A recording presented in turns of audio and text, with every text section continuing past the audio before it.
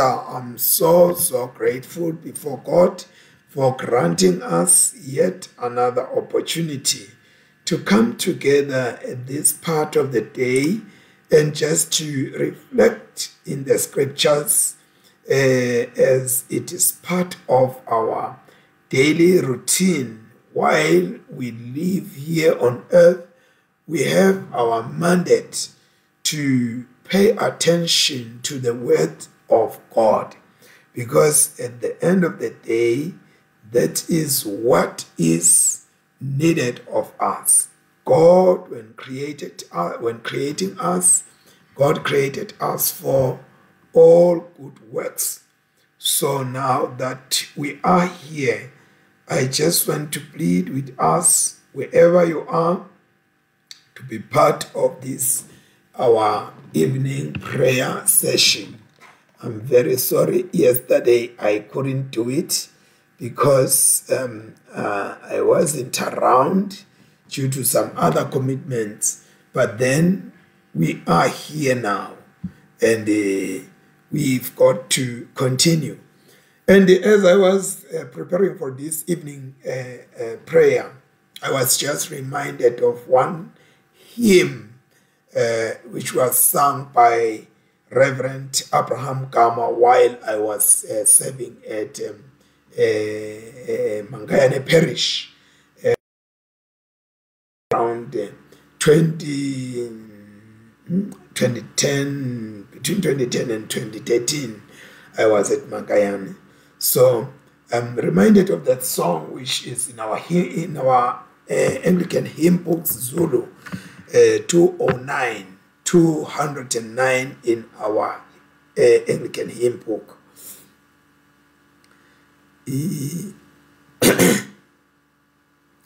Isheshidluli mihlayam ngamandla andisayo ngingesho kuyo imaqha ngoba ngingodlulayo bakithi simi eJordan abanye bayawela nenkazimulo laphaya icishukufela ekumukeni kwayinkosi yashiya izwi layo bophani izinkalo zikhanye izibane bakithi simi eJordan abanye bayawela nenkazimulo laphaya icishukufela yebo ngobo bukhalo lwami ngiqonde nje phezulu linandele ikhaya lami phesheya kwalomfula bakithi simi eJordan abanye bayawela nenkazimulo laphaya icishukufela lapha siphela mandlanya phesheya sophumula ngane nokusemnyama nje phesheya inkazimulo bakithi simi eJordan abanye bayawela nenkazimu lolaphaya ikishukufela. Amen. We welcome you, Prophet Melchizedek Elias. You are a very, very inspiring person in my life ministry. May God bless you, my brother. We pray in the name of God, Father, Son, and the Holy Spirit. Amen. Once again, dear Lord, we come before you at this hour of the evening. We give you praise and honor unto your name, O Lord. You alone, you are the Most High. You are God who created the universe, and there is nothing that is here by itself. All was created by you for a very good purpose, that whosoever then he has to show honor unto you must start by appreciating what God is created and who God is above the creation. Come now, Holy Spirit, as we gather in this act of worship in a form of an evening prayer. We remember our sisters and our brothers, more especially those who have gone to their eternal rest. And remembering, Lord, that we are here just for a season, just for a moment. Very soon we will hear our names being called up yonder to serve to that place. And now that we are here, O God, make us, O God, to submit to your will and to seek you in every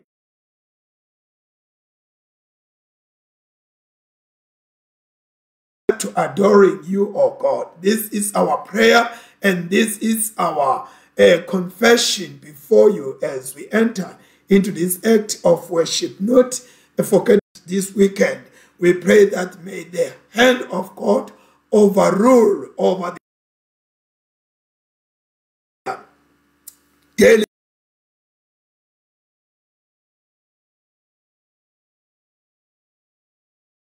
Let us call to mind and confess our sins.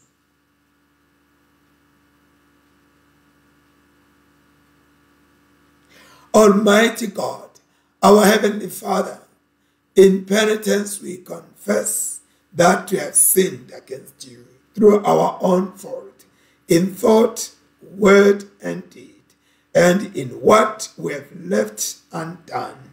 For the sake of your Son, Christ our Lord, forgive us all that is past and grant that we may serve you in newness of life to the glory of your name. Almighty God, have mercy on us, pardon our sins, and keep us in eternal life through Jesus Christ our Lord. Amen. We just want to say, for those who have just joined us, we welcome you and those who will be joining us as we continue in this journey. You must know that you are welcomed already. I can see Pumelele Brightness. Wow, you Brightness, we are happy to have you in this our meeting. And I can see Ugwenza Gwengosi Christopher Zungu joining us, and I'm so happy. And I also want to believe most are on the corner or in that room doing their prayers for us. May God bless you all. Let us then now resume our readings for the day. We will start by the Psalms. The appointed Psalms for this evening prayer session are two: Psalm 108 and Psalm 109. Yes, Lindane Msane, wow. We bless God, we bless God, we bless God. Amen. So I'm going to read in Siswati, but you can always follow in English. Yebo, Nkulunkulu, ngitimisele ngenhlitiyo yami yonke. Ngiyawuhlabela ngitumise wena. nawe mphefumulo wami phaphama, vuka lugitali neluhaphu, ngikunyakatisa ngivuse intsatsakusa. Simakadze ngiyawumbonga emkhatsini webantfu, ngihlabele ngekujumisa emkhatsini wetive, ngobe umusa wakho mkhulu ungetulu kwemazulu, nekwetsembeka kwakho kuze kube ngusemafini. Phakama Nkulunkulu, ube ngetulu kwemazulu, ludumo lwakho lusibekele umhlaba wonke jikelele, kuze kukhululwe labo labaligugu lakho. Ngisinzise ngesandla sakho sekudla, ngive ungiphendule. Nkulunkulu ukhulume endzaweni yakhe lengcwele, wathi ngiyakwethaba ekunqobeni kwami, ngiyawudzabula ngiyabe iShekhemu, ngiklaye izigodi zaseSukhothi. Wami Gileadi, wami naManase, Ephraim usivikelo senhloko yami, Juda uyinduku yami yekubusa. Moabi umgezelo wami, etwa Edom, lapho ngijika khona sicathulo sami, ethi kweFilistia ngiyethaba ngidle sika. Ngubani lotangisa kuleli dolobha lelincaba? Ngiyawolwa ngubani kuya kulaka Edom? Akusiwe yini uNkulunkulu losilahlile? Awusaphumi netimbi tethu, sisite uselekelele kulomelene nathi, ngobe lusito lwemuntu lulide. Nangabe uNkulunkulu eme ngakithi, siyawunqoba, ngobe nguye loyawuqoba titsa tethu. Awu Nkulunkulu, lengimdumisako ungathuli ungibukelele, ngobe lababi netikhohlakali tinginyunzele, baphambene nami, bangiqalela emanga, bangidungeleta ngemavi enzondo, balwa nami ngaphandle kwesizathu. Umusa wami bawubonga ngekungibeka liqala, nokho mine ngihlala ngikhuleka. Mine ngapentela lokuhle, bona bangibonga ngalokubi. Luthando lwami balwenana ngenzondo, bakhuluma bathi akagejwe ngumehluleli lomubi. Akagwetshwe ngumehluleli lomubi, umangaleli wakhe amelane naye. Ekwehlulelweni kwakhe akalahlwe liqala, umthandazo wakhe awubalwe njengesono. Shangathi imihla yekuphila kwakhe ingafinyetwa, lomunye athathe isikhundla sakhe. Shangathi bantfu bakhe bangaba tinsanzane, nemkakhe abe ngumfelokati. Shangathi bantfu bakhe bangaba tinzinzi letiphila ngekuqela. Shangathi bangakhishwa nakuto letinzala labahlala kuto kwamanje. Shangathi konke lanako kungadliwa ngumtshelekisi. Shangathi tithukuthukhu takhe tingadliwa bafokatana. Akubete loba nemusa kuye, kubete nalo ahawukela tinzanzane takhe.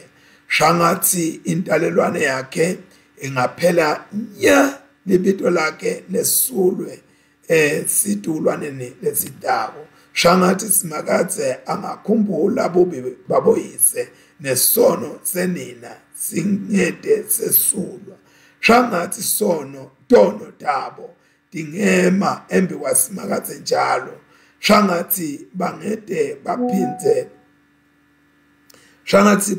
baphinze bakhunjulwe emhlabeni, ngobe lo muntu akazange akhumbule kwenta umusa, kodwa labampofu nalabanzinzako nalaba netinhlitiyo letitsabukile wabahlupha kwazi kwaba sekufeni kwabo. Abethanza kuqalekisa shangathi letiqalekiso tingehlela etikwakhe. Akazange asithande isibusiso shangathi isibusiso singakhwesha kuye. Abembatha tiqalekiso njengengubo, tangena etibilinini takhe njengemanti, nasemathanjeni akhe njengemkanja. Shangathi tingamembesa njengelijazi nanjengelibhande latibopha ngalo elukhalweni yonke imihla le. Shangathi simakathe angangiphindisela etitheni tami kulabo labakhuluma kabi ngami. Kodwa wena Nkulunkulu, Nkosi yami, ngivikele ngenxa yelibito lakho, ungephule ngenxa yomsa wakho. Ngobe mina ngisihlupheke nalompofu, inhlitiyo yami idzabukile. Ngiyanyamalala kancane kancane njengesithunti nasekuhwalala. Ngiyavitsitwa njengenzethe, emadolo ami ayaceka ngenxa yekuzila kudla. Umtimba wami wonke uyesabeka. Ngiyinhlekisa yetitsatami, nabangibona banikina tinhloko. Ngiside simakathe Nkulunkulu wami, ngisindise ngeluthando lwakho lwaphakathe. Shangathi bangati kuthi sandla sakho simakathe lesente lokhu. Bona bangiqalekisa, kodwa wena utangibusisa. Shangathi labangihlaselako bangehluleka. Shangathi mina nceku yakho ngingathokoda. Shangathi labangimangalelako bangahlazeka. Shangathi emahloni angabambonya njengengubo. Ngiyawumemeda ngibonge simakathe, ngithumise esiqunjini lesikhulu. Ngobe ume ngasekudla salompofu ukuthi amsindise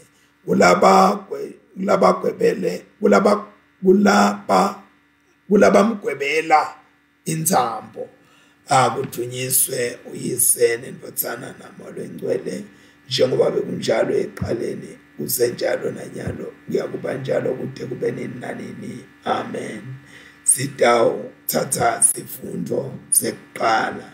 Sifundo sekuqala siphuma eTestamenteni lelidala encwadini yeTaga, Proverbs chapter 8 from verse 22. Proverbs chapter 8 from verse 22.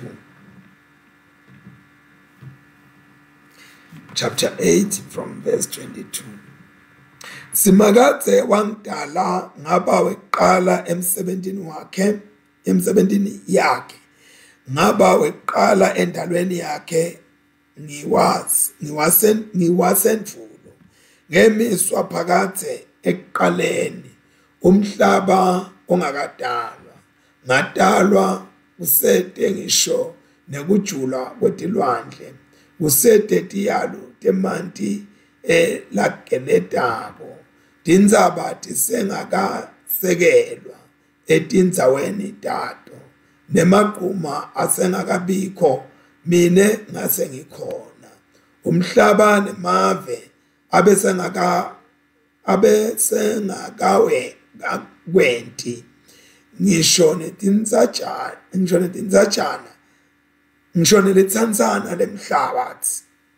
nelitsandzana lemhlabatsi imbala. Ngangikhona mhlazana amisa emazulu, mhlazana abeka umkhathi ehlukanisa sibhakabhaka netilwandle. Mhlazana asimisa emavu edulu, aqinisa imithombo yetilwandle. Mhlazana asika imincele yetilwandle kuze emanti angalenci livi lakhe. Mhlazana abeka tisekelo temhlaba.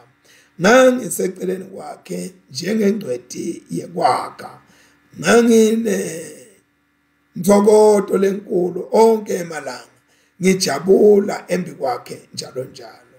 Ngangidlalisa umhlaba wakhe ngangidlalisela umhlaba wakhe ngijabulela abantu bonke.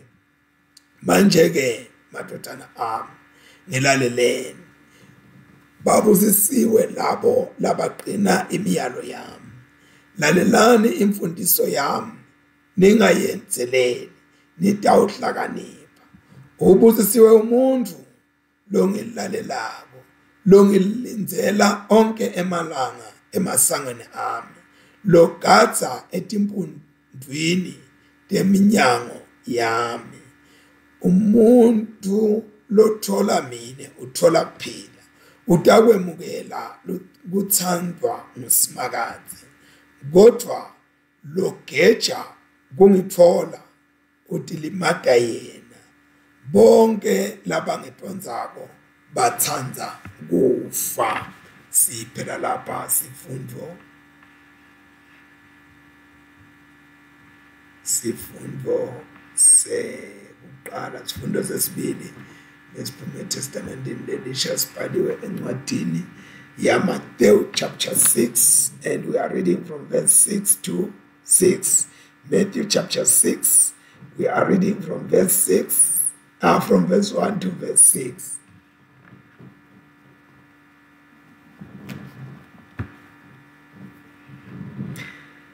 Kepha qaphelani ningakwenti kulunga kwenu embi kwebantu ngenhloso yekuthi nibonwe ngibo, funa nibete umvuzo kuyihlo losezulwini.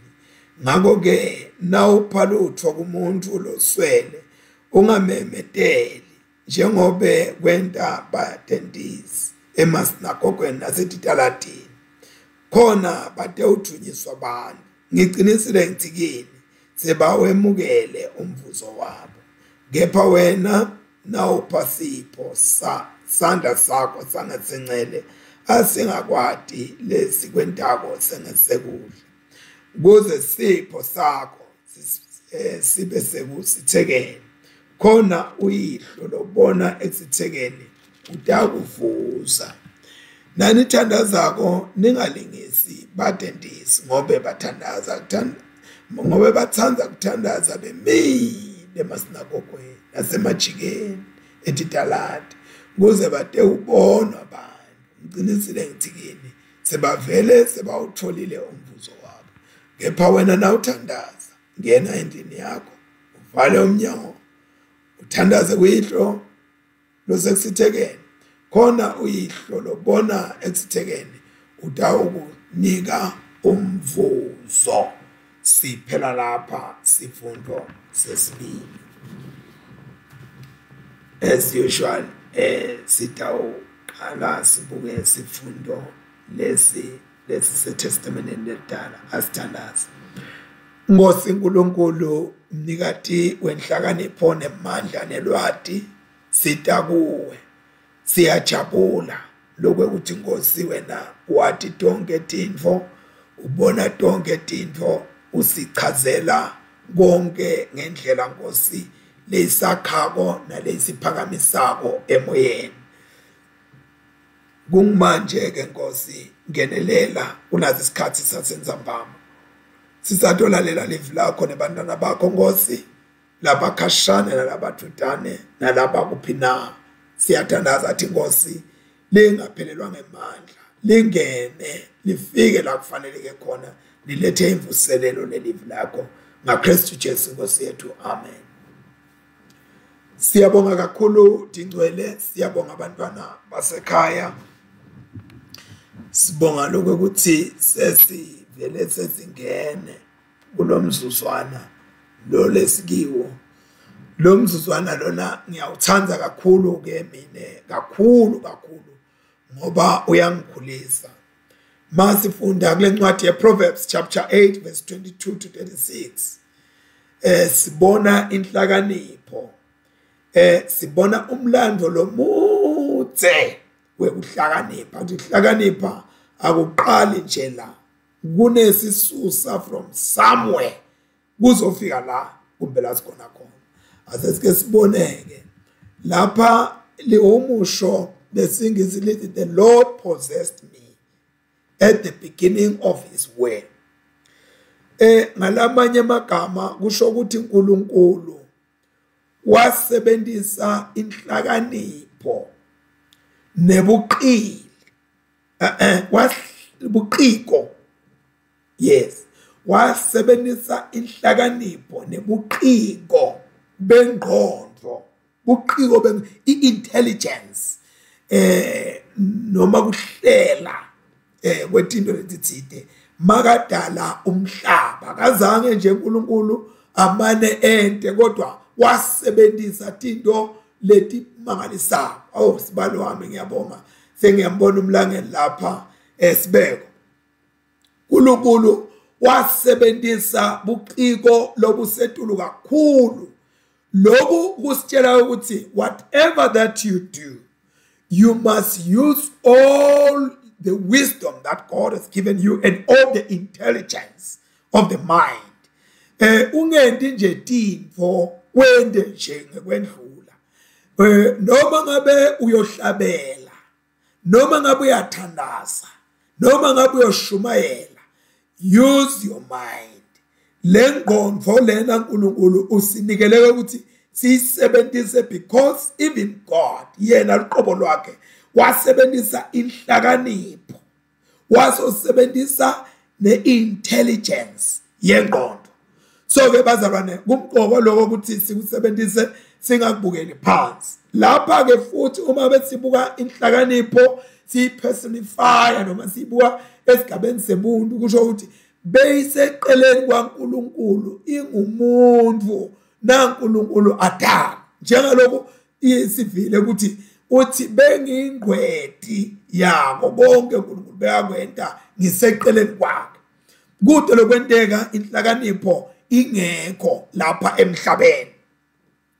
So ke kuqala kwetinto umhlaba nje nawuqala ubeka uthi qababa inhlakanipho ikhona lapho yenta tinto tiyendeka kude lokwentiwa noma lokwenteka ngaphandle kwenhlakanipho.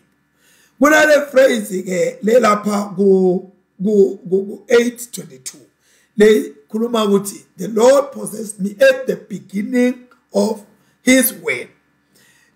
Lana ke siyathola ukuthi kukhona labanye labafundise imfundiso lesithi i-heretic, half of the truth.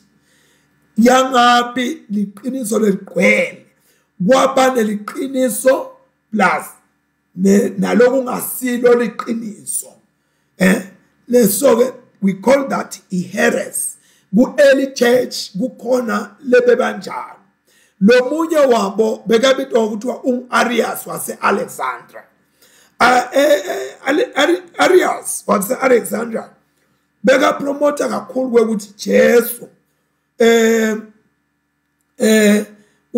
noma Jesu akasuye uNkulunkulu.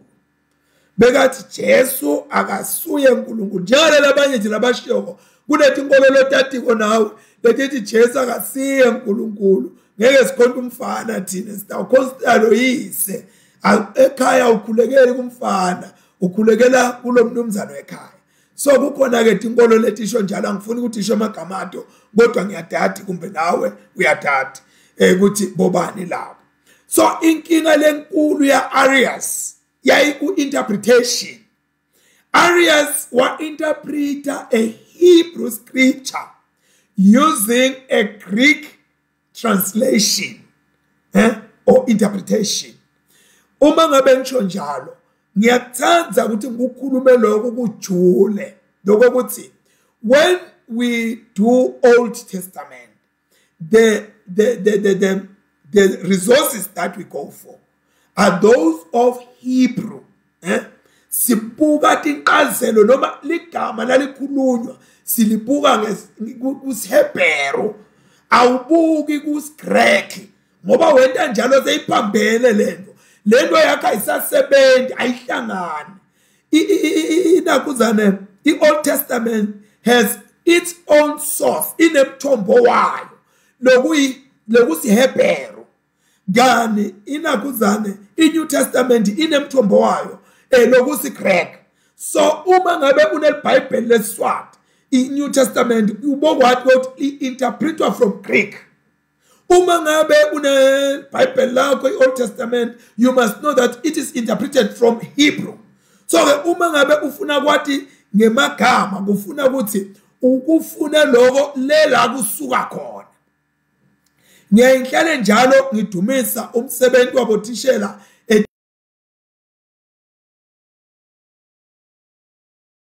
kubhala nekupita emagama sifundiswa bothishela.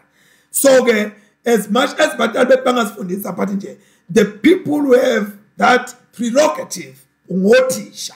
So ke lana ke kumqoko kwabazalwane ngoba udokhanda umuntu uzoshumele sowujuluke uyatesula ngelithawula lakhe usukele nje i-Old Testament wayinika Greek noma usukele i-New Testament wayinika eShebheru. And uyabona lana kunemagama ngesizulu nokanye ngesixhosa ngesizulu so isizulu isixhosa sengisho njalo. And then ngesiswati leli gama ngesiswati lelithi uyasoma lisho kushela kupropose, but ngesixhosa okanye ngesizulu lisho lenye into nawuthi uyasoma usho lenye into nje all together.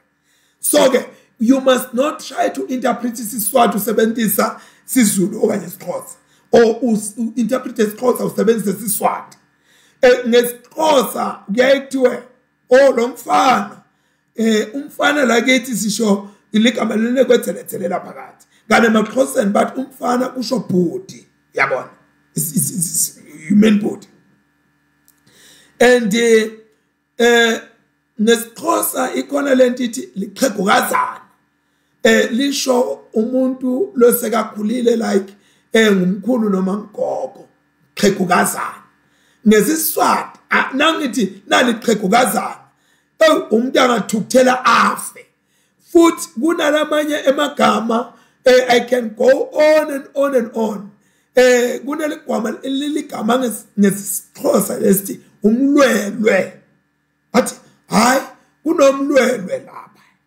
Umlwelwe ngesiswati ngicabanga ukuthi ligama lelingeke lize likwehle kahle. Kanti lisho ukuthi ngumuntu logulako noma lophathekile. Yabona. So ke kungako ngithi angeke ngimayime lapho ngisame lokushona phansi ngoba into lesihlupha ngeBhayibheli. iBhayibheli is an open book and anybody can talk to it or talk from it. Akabaye ukuthi cha sokhulumile. And kunebantu bodokotela balo iBhayibheli labalifundzele. Lengithi mina uma ngabe unemfundisi you must come closer to your priest or your pastor or what. But angiva kahle la kuthini ngicela ungichazele before udukise libandla laNkulunkulu, before ushumayele iheres njenganangu Arius lebashumayela iheres. Uthi ke lo Arius naka interpreter the athatha siGreek asifaka kuShebheru. Uthi the Lord created me at the beginning.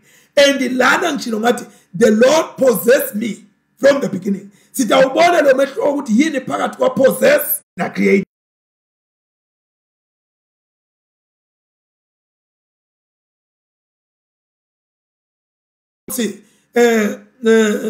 Ngoba i-argument ya Arius yayithi Jesus is the wisdom of God.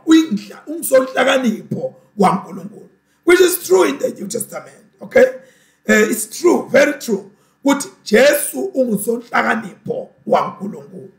Kodwa na ke ibese ibakhona into lephoqako nayithi the Lord created me in the beginning or from the beginning. Lokusho ukuthi lo sonhlakanipho wadalwa yena qala. Sekuyaqala ke manje sekuyaphambana lapho.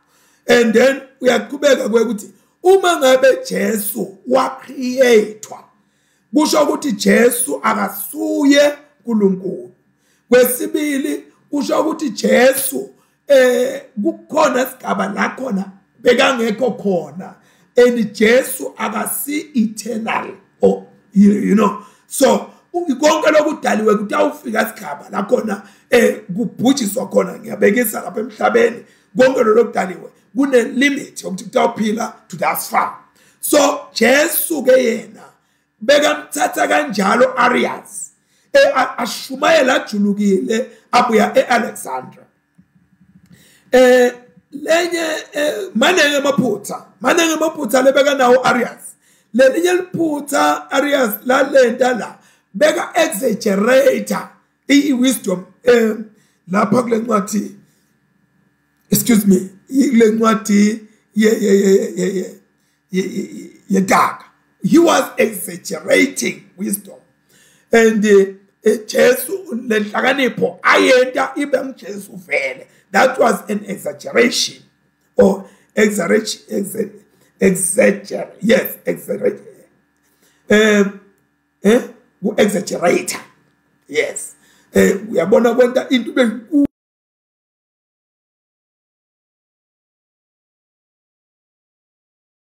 Hey, ayilalela benjani. So ngleyo nkinga leyo lebeyentiwa uArius. Uyabona ke into lenhleke naleqinisekile ukuthi Jesu vele uyinhlakanipho yaNkulunkulu.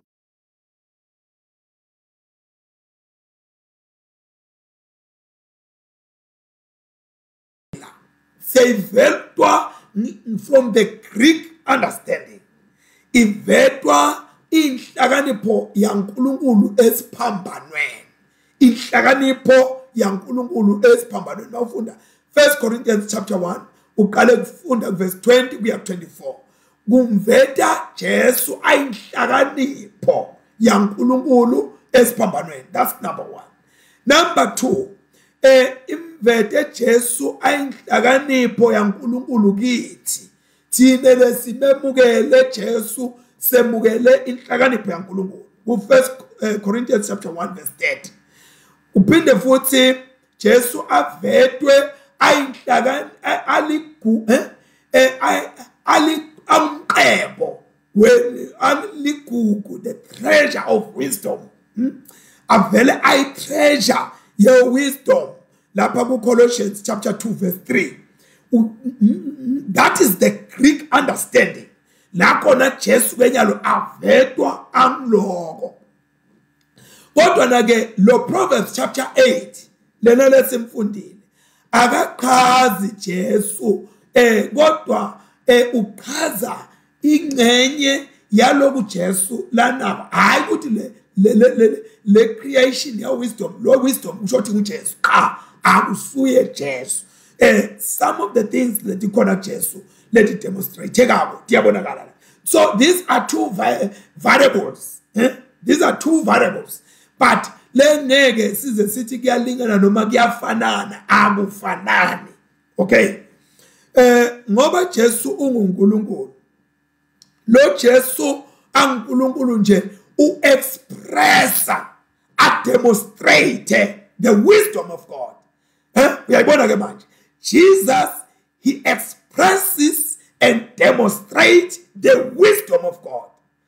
Le ila kuye lenhlakanipho yaNkulunkulu. Jesu kena uyayi-express aphinde futhi ayivele. So ke nako lokufuna ukuthi sikubone kwekuthi yena utawuveta letintfo taNkulunkulu. I-problem noma i-challenge yesibili okanye iphutha lesibili lelentiwa ngu-Arius. Lana Arius wenta lelinye liphutha sengishito kwekuthi liphutha lakhe liku-translation. Ukuthi utranslator a Hebrew scripture or words in the Greek understanding. So kuneligama lapha ngesihebheru. Yes, ngesihebheru lithi qana. It's qana, which is Q-A-N-A-H. Qana. Ele gama lelo lisho ukuthi as created or birthed. Kudalwa noma kudalwa. Instead of possessed. Uyabona nathiwa you are possessed with a certain spirit. Kusho ukuthi lento ila kuwe ayikakudali. You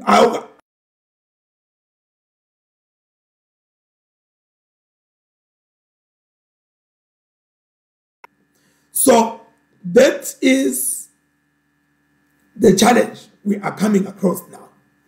So lama gama langa agasiwo langa lefunathi asetshenziswe ngoba ayadukisa abese abuyisa nalo exaggerator kwalo baba lesekhulume ngayo. So singasho ukuthi chapter 8 walo Proverbs usho ukuthi le wisdom was possessed. God possessed wisdom nakangabe Adam. Kodwa nake singakhulumisi kwa-Arias. Le Arias akhuluma so directly wekuthi this wisdom was Jesus. So if wisdom was created before anything else, it means Jesus was created. So that is not true, Arias. It's not true, Arias. Jesus was not created. But Jesus is God, is part of the Trinity. Now, Quanah, Q-A-N-A-H, which is a verb word, a verb. Ligama lesendo basho njalo bothisha nabafundisi. So ke leli gama lelo lingasho into letimbili. Lingasho possess, lisho created. Lingasho possess, lisho created. Ngicela ukuthi uhambe nami ungasala ngoba wasala utawuduka utolahleka. So now kune old version leyakhethwa. Kwakhethwa kusetshenziswa the old version. The old version leyakhethwa ngilena lekhuluma ngekupossessa. Possess. So ke lana uma ngabe sikhuluma sithi God possessed wisdom. Lokho kusho ukuthi bekuvele kukhona le nasithi God created, sisho ukuthi there was a time when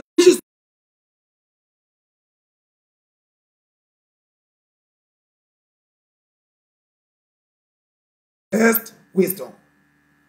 And ke sikubeka eceleni lokuthi le tifundiso ta Arias letikhuluma ukuthi nguKristu loyo nguJesu. So ke Arias uyayithanza ke kuyisebenzisa le version yakhe noma le verb late create. Uyayithanza leyo nila asime khona. Abese bakhona ke nalomunye lekapito kuthiwa uAthanasius.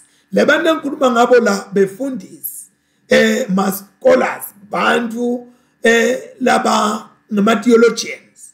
Lo Athanasius yena wabhala ukuthi constituted me as the head of creation. Constituted me as the head of creation. That is Athanasius. So the lelitama lelithi Quanah livela emahlandla lalishumi nambili lapha encwadini yema Proverbs.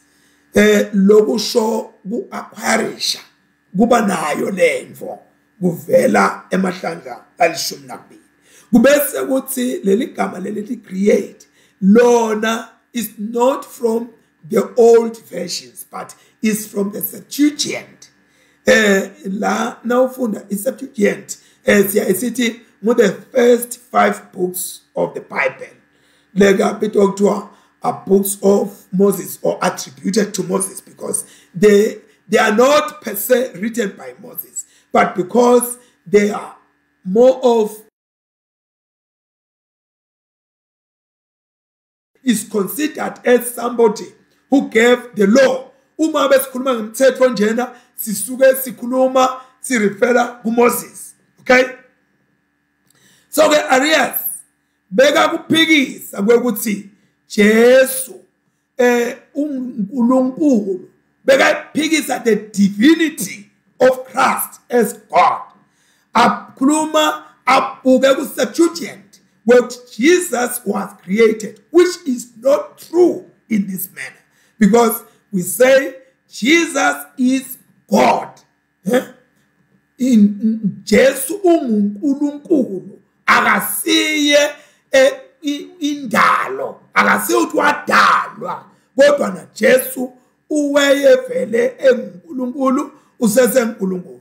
So abazalwane kumqokwa kakhulu ukuthi uma ngabe sibuka emagama lathite siyokhuluma ngeBhayibheli asiwathathe siwanike inhlonipho emagama kwekuthi leli gama leli libuyaphi hamba uyolifuna kuma roots alo lento inciphisa emanga kubantu labema phambi kwelibandla and kulethe indignity kwekuthi le ncwadi lena ayiphathwe ngenhlonipho ngoba iphethe ema-issues of life.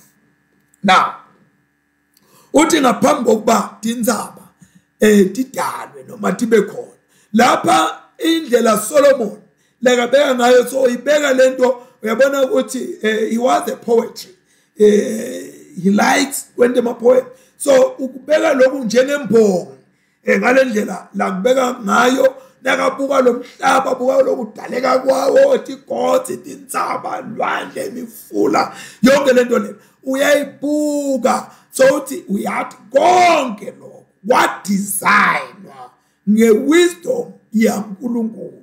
Wisdom was there when God was designing lo mhlaba lesikuwo nalamanzulu lesiwabona abesathi ke wisdom ngangiseceleni kwakhe uNkulunkulu makenta tonke letinto leti. So ke iwisdom mabe sikhuluma ngayo kufuna siyibuke le in the ancient past singayibuki namuhla ukuthi the application yayo iwisdom isuka le kungakabi khona lutho ikhona iwisdom yaNkulunkulu. So ke uma ngabe silandela le order yokuthi wisdom was created we actually get lost and again njengoba yonke into yadalwa ngalenhlakanipho yaNkulunkulu yonke into ledalwe emhlabeni yadalwa ngenhlakanipho yaNkulunkulu. Ngalamafishane emagama uma ngabe si abuse indalo we go against inhlakanipho yaNkulunkulu and therefore le ndalo yona ngekwayo will go against us. Uma ngabe siphuma etindleleni tenhlakanipho yaNkulunkulu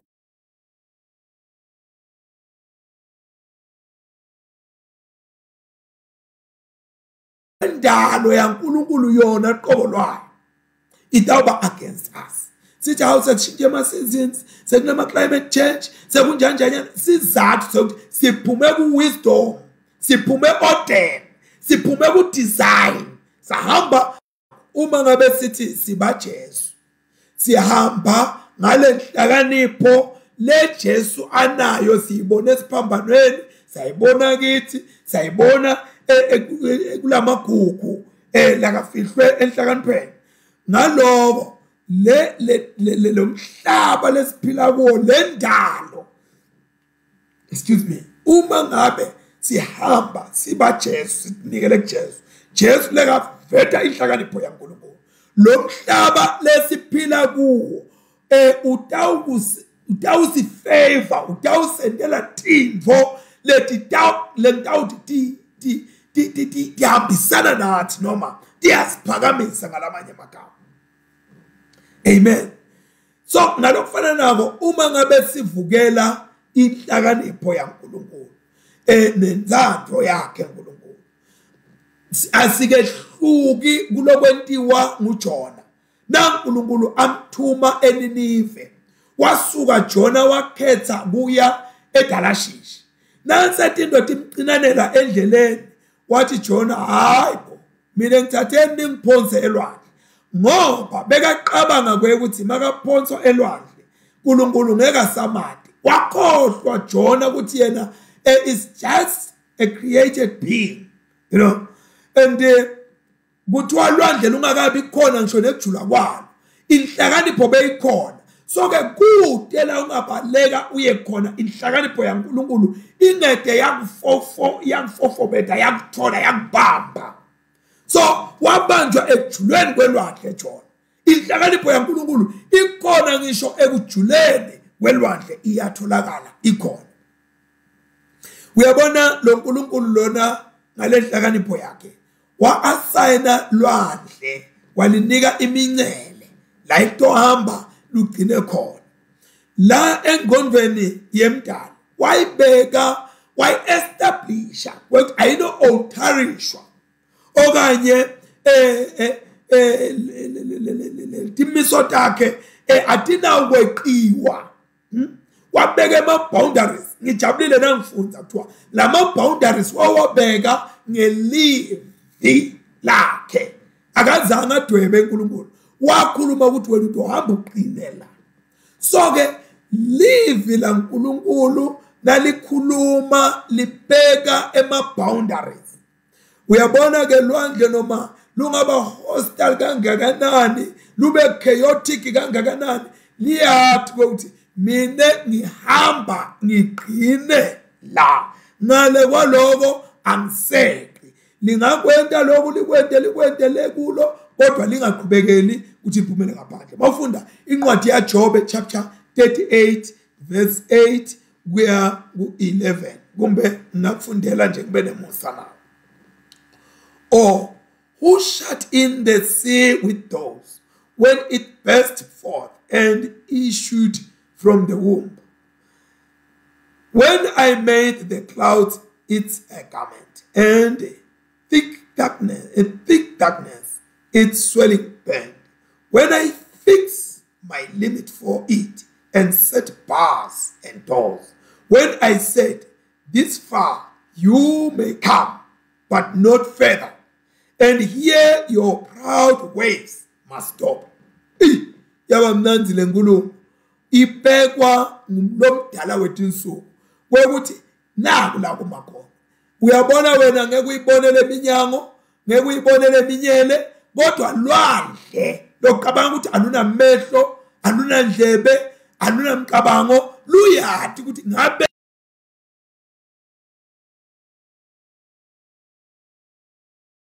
la. Amen. Uthi ke sonhlakanipho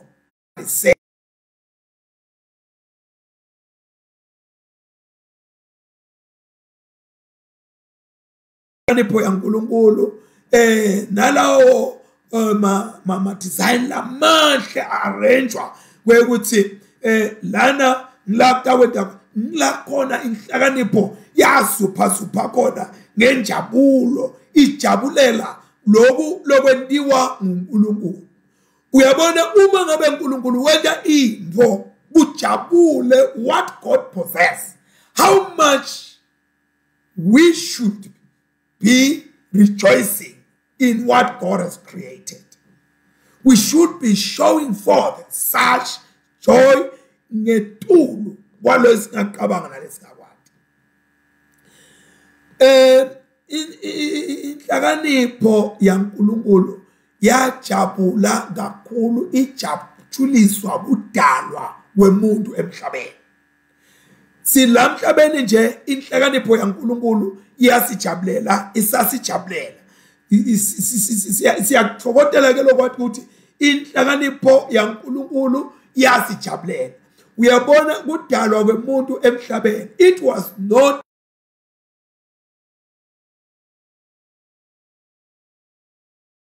but it was designed to be the purpose of God creation. Injongo yang. So ke mawukanda umuntu ay problem empilweni yakho, you must know ukuthi somehow something has gone astray. Umuntu must not be a problem, but must be a purpose of God here on earth. So ke uma ngabe umuntu ayinjongo yasimakathi, funa ke sibuke ukuthi how do we live nale njongo yaNkulunkulu le thina singayi understand. I-wisdom seyenta i-appeal kulabo bantu lebe solo ikhuluma kubo kuverse 22 kuya 32. Iseyicela ukuthi ngipheni tindlebe, emehlo, emakhala, umlomo, tiyandla, tinyawo, inhlitiyo, seningilalele. Iya-aphila i-wisdom. Now therefore, listen to me, my children. Uyabo. Say nigete konke lebe singafuna kukwathi ukuthi ungubani wena.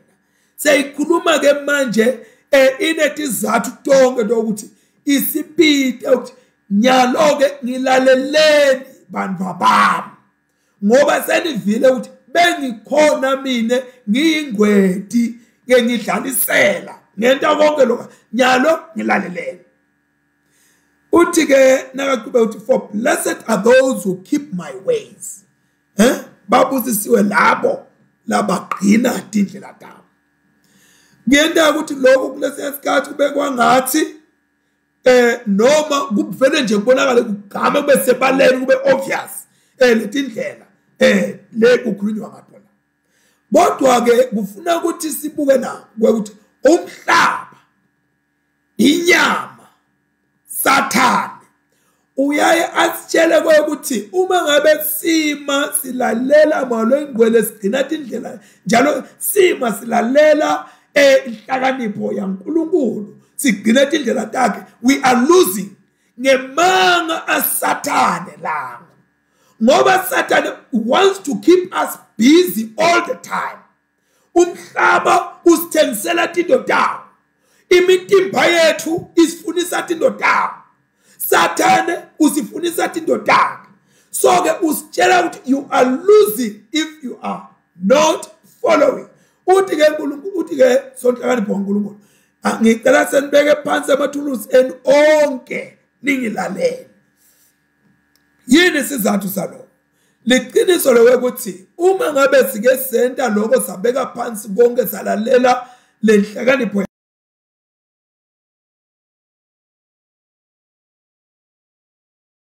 enkulu uma ngabe sigcina indlela lenhlakanipho yaNkulunkulu. Sathana akafuni sibe naleti busiso letinkulu kungako asiphazamisa nawuthi uhlelo uyalalela. Ngikhuluma nje namuhla kunalabantu inkonzo ntambama. Kukhona labasuke bathi bayethe inkonzweni. Abafika inkonzweni babhizi ngaletinye izinto. Nasasa kunalabantu bebayethe inkonzweni. Batho babhizi ngaletinye izinto. Umuntu aye as a social gathering. God, it should be a life changing, gathering where we gather for our lives to be transformed. As for tomorrow, we will be talking about the transfiguration of our Lord. So, funa impilo yakho ikuqulwe from the inside out. Mawusendaweni yakaNkulunkulu. Uthi ke lalelani noma vanini tiqondiso nibese niyahlakanipha. Vanini tiqondiso nibese niyahlakanipha. Sesibonile saproofa ngempela ukuthi inhlakanipho yaNkulunkulu yinhle and singancika kuyo. We can rely enhlakanipweni yaNkulunkulu ngaphandle kokwesaba nekwesatshiswa nekwethuswa. And le nhlakanipho makube seke senta njalo sesivile futhi ukuthi iletha inqumbi yetibusiso. Uma ngabe sike sarelaya kuyo and sayikhanda inglo itane nqumbi itane package yetibusiso kulabo labayihlalele inhlakanipho yaNkulunkulu.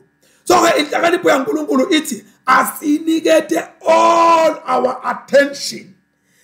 Kube betena lokuncane ukuthi sitreat inhlakanipho yaNkulunkulu as something that is ayinamsebenzi. Into lengena lutho le, into lengena ngqondo, into lethelelekile. Akusuke lo lapho kithi to see the wisdom of God as disdain. The wisdom of God comes full of package. I-wisdom ke inemvuzo, iyavuzana. I-wisdom gani bulima bunentengo yabo lokufuna ukuthi uyikhiphe ngalelinye la. Sengimaphethelweni ngikhuluma ngalo. Ithi ke ubusisiwe umuntu lolalela mina kusho inhlakanipho. Ubusisiwe umuntu lolalela mina. Itana lethi busiso letinkulu.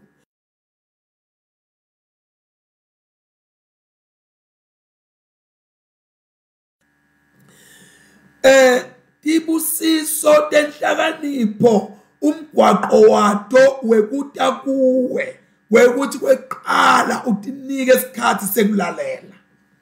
You give yourself time to listen. Uyilalele inhlakanipho yamalo engcwele.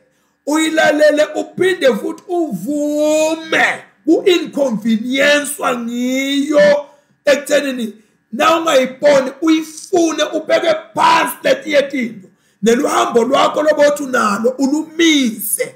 Be inconvenienced to seek the wisdom of God.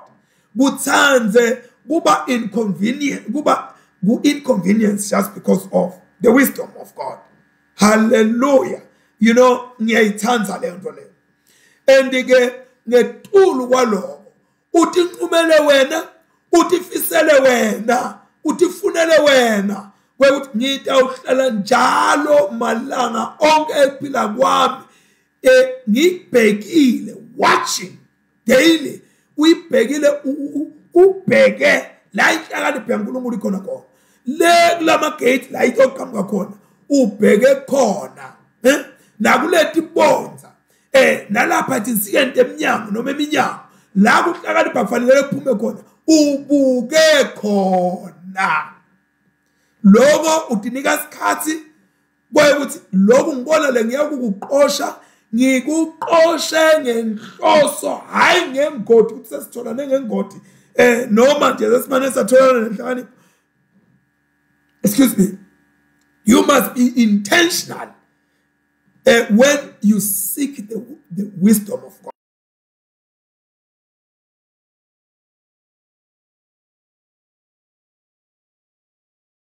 Malanga onke emasangweni ukuthi ifanele iqhamuke lapha inhlakanipho. Inhlakanipho ke imelelwe esikolwa lesithide noide masikhuluma ngenhlakanipho. Lesikolo lesi sekunikeza instructions kubantu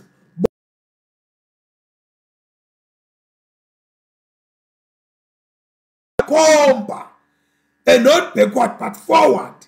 Iyakomba ikombe phambili yile ikombe phambili ikombe emagate lavulekile kwekuthi nawa emagate lavulekile lama gate lavulekile lapha ya ingathi kunento letawuqhamuka lenhle. So ke inhlakanipho ime ikombe phambili ikombani phambili ekulawo magate latovuleka noma lavulekile. Ikomba labafuna kufunza iyababona nabaya labafuna kufunza maye bayeda and lokuta kwabo batofunza better with an intense desire to learn. Anje ukuthi umuntu ahamba ngathi uya kamalimo wakhe nakhona akafuni kodwa uhamba lona with an intense desire to learn. Kuthi akavuleke ke lamasango ngisale ngena mina ngitofunda la ngekhathi and nakafika lo muntu lofuna inhlakanipho emasango angakavuleke ufika awamele ukuthi akavuleke lamasango ngitawukhona ngena ngitawukhona thola iadmission ngemukeleke kwekuthi ngingene ngitofunza lana ke into lemiyona imqoko kakhulu kwekuthi umuntu lofuna ukufunda inhlakanipho kufuna ukuthi atinike isikhathi sekulalela onke emagama lakhulunywako angalahlekelwa ngisho nangilinye nangi-accent kwekuthi ukhuluma njani lulwimi ulivisise uyithandazelele inhlakanipho ukuthi ayikuphe nenqondo nenhlitiyo yokulivisisa lolwimi. Ngakwenda njalo ke utawube ubusisiwe mawulalela letimfundiso tasekhaya ezulwini. Uthi ke lo thola mina uthola phela lapha iletha into letimbili leti incompare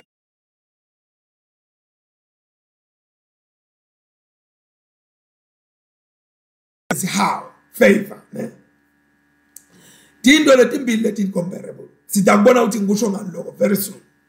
Kutsenza ke inhlakanipho kusho kwemukela letinto letimbili lokwemukela impilo kwemukele nefavor. Umuntu lo ngayitsanzi inhlakanipho ngumuntu lo wenda wrong, uwenda kabi umphefumulo wakhe. Futhi umuntu lo ngayitsanzi inhlakanipho ngumuntu lo tsanza kufa. Nalo sitabona ukuthi ukuthanza kanjani kufa ngoba nyana nti khona uthanda kufa. Ayifundisa ngikuthanda kufa.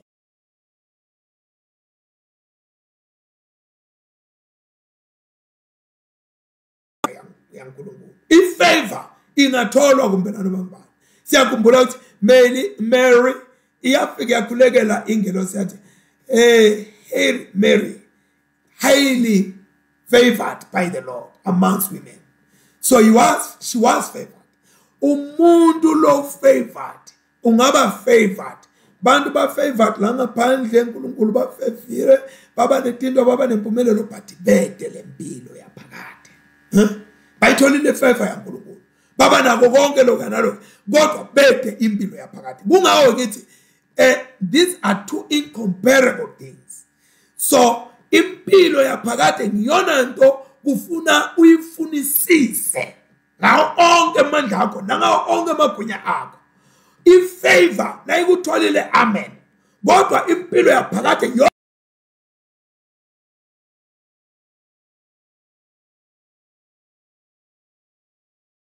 amagama enu abhaliwe encwadini yephila kwaphakade. So it's all about life eternal or eternity. So ke bazalwane asikubhekeke lokho ukuthi thine sibheke natatinvo etaphakade. Ifavor ifanana nelilanga lasebusika. Uyabona ilanga lasebusika noma lingaphuma kubebede mafu awufa le comfort nalobunanzi ubezolo uqoqoma nesicelo nje uqoqoma nesicelo kube kungaze kugulise. So we need not to qoqoma with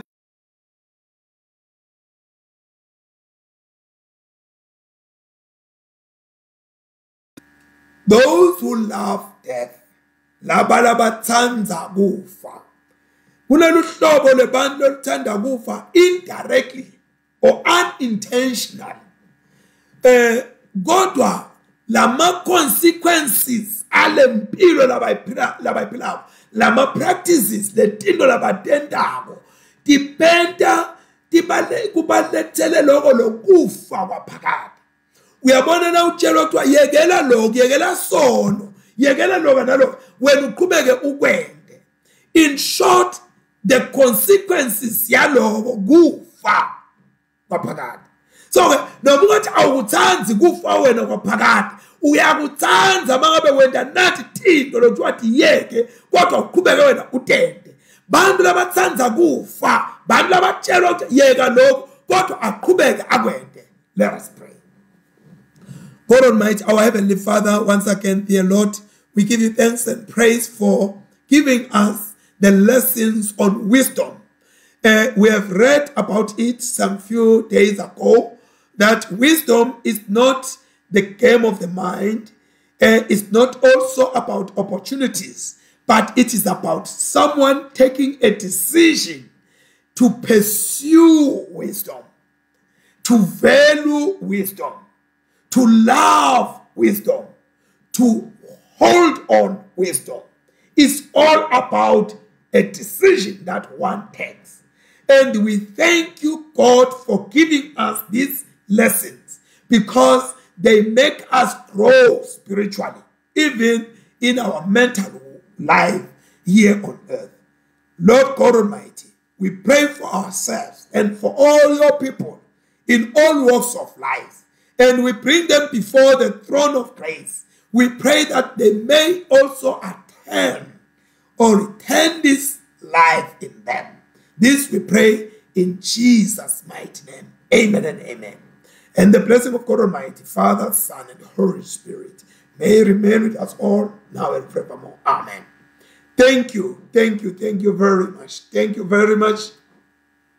I thank you, the Prophet Melchizedek Alias. I thank you, Phumelele Brightness. I thank you, Kwenza Kwenkosi Zungu. I thank Lindani Msane. I thank Dlamini Sibeko. And then there are others. Labangale. Ngiyalibonga bantwana baNkulunkulu. You know, you play a big role. You play a big role. Ngiyaqala ukuthi you do comment. Just do comment, and please do share this with God's people. Bukhona abantu baNkulunkulu labangathola lokho, fanele ukuthi bathole ini litshele liligugu. So let's do favor and share with them. God bless you. Amen and amen.